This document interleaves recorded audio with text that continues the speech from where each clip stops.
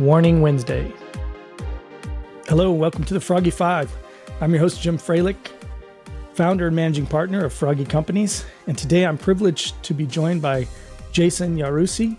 The next question I like to ask guests is about a warning, a good takeaway, some hard lesson you learned or bad deal or something that really stands out to you that you learned from, you adjusted, and you try never to make that mistake again. Sometimes, I'll give you an example. My second deal, we did all the due diligence, did all the preparation, did everything right. And it had a lift station because the roads were rebuilt. And so the sewer line and the new roads were higher than where the property line sewer line was. So there was a lift station on the property for the sewer line. Well, lo and behold, we're in for this for 2 months. And this lift station that was, inspected and everything else literally went out in the property. And it was made overseas, right? It wasn't readily available. And they were like, oh, the water down was down to all 48 units. And they were like, oh, it's going to take 3 months to get this part. I was like, well, that's not a viable option here. So within a matter of 24 hours, luckily we had a great property manager and they had the resources to go find a local company, and that local company could come fabricate a rig to be able to put a new lift station in. We were able to get it back online in, less than a day and a half. So, you have that moment here where it's like, wow, okay, we're about to have, 48 tenants needing to get displaced here for the matter of fact of 3 months. So what do we do here? 2, it got fixed in 2 days, right? So that's where resourcefulness comes in. So it's not always that, not to do it then, but again, it gets down to it, things, you're buying buildings with, I don't know, dozens, hundreds people in them. Things are not going to go perfect.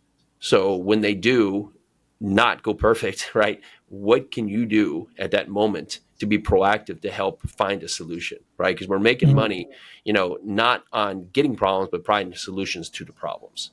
Yeah. All right.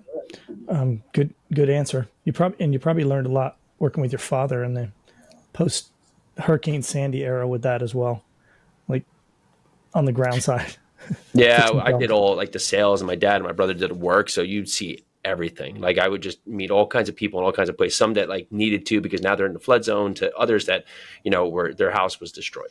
Right. And so you would see all different parts of walk from just people in all different states and, try to help them, but also now going through a process to try and educate them on something that they have no understanding of. And each time having to do it exactly like it's starting on day one, right? Because no one lifts their home twice. It's not like I'm going to raise my home higher and then I'm going to raise my home higher again. It never happens, right? So this is the first time everybody's experiencing it, even if they've seen it around town, but most hadn't. So it was a lot of education up front about here is how this happens.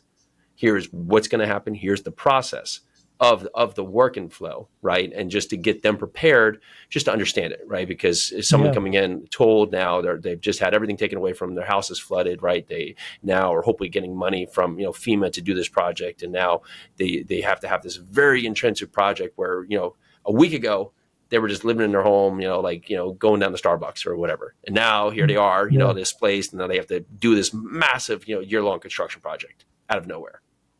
Yeah, it must be. It must have been stressful for a lot of them. I could see the stress with me. I've listened to a few guys talk about lifting homes on our lakes up here in the Lakes region of New Hampshire, a lot of old foundation, old homes, and guys crawling underneath the spaces, talking to me. They just came out of something, and I'm always like, oh man, wouldn't want to do that. Sounds intrinsic, but interesting. Hey, thanks for having me on. If anybody else wants to find out more about what we're doing, please come to froggycompanies.com. Check out our 3 different business areas. It's great talking to you, and see you next time.